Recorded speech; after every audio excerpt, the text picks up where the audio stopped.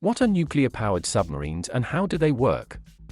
Australia's firepower ambitions explained. Here's the difference between the two. Attack submarines. Attack submarines are designed to seek and destroy enemy submarines and surface ships, project power ashore with Tomahawk cruise missiles and special operation forces, carry out intelligence, surveillance and reconnaissance missions, support battle group operations, and engage in mine warfare, the US Navy says atop its attack submarine fact sheet.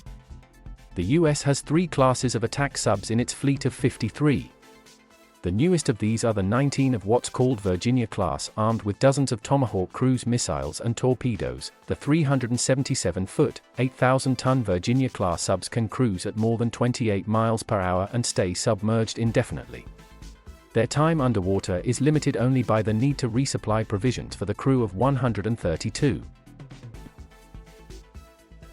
The UK's 4 Astute-class attack subs are even faster than the US subs, capable of more than 35 miles per hour submerged, and like the US carry the Tomahawk cruise missile.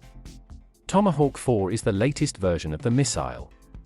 It has a longer range than its predecessors, can be directed at a new target in mid-flight, and can also beam back images of the battlefield to its mother submarine, the Royal Navy's website says.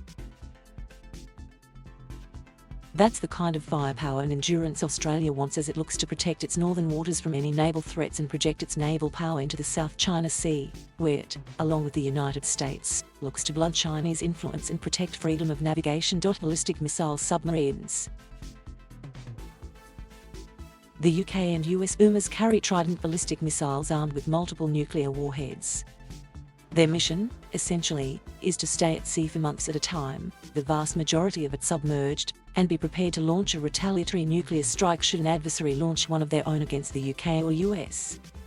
Ballistic missile subs are quiet beneath the waves and extremely hard to detect. They are the linchpin of deterrence, assuring that an adversary of the US or UK would pay a horrific price for a first strike nuclear attack. Each of the US ballistic missile subs can carry 20 Trident missiles with as many as 8 warheads per missile. They are able to be shot over a range of 4,600 miles. The nuclear warheads have blast yields between 100 kilotons and 475 kilotons. By contrast, the atomic bomb dropped on Hiroshima, Japan, during World War II had a yield of 15 kilotons. The US has 14 ballistic missile subs, while Britain has 4. These are not the submarines Australia is signing on for. When will Australia put subs to sea? Australian Prime Minister Scott Morrison said it could be 2040 before the new subs are in the Australian fleet. Thomas Shuggart, a former US Navy submarine commander who is now a fellow at the Centre for New American Security, said with the security situation in the Indo-Pacific, Australia may be hoping its subs can be in the water sooner. Given the eroding military balance in the Indo-Pacific, I'd hope that 2040 is a no later than sort of date. At the same time, I have a hard time imagining a deployment timeline of less than about a decade, even moving with the speed of urgency and using much existing design and suppliers.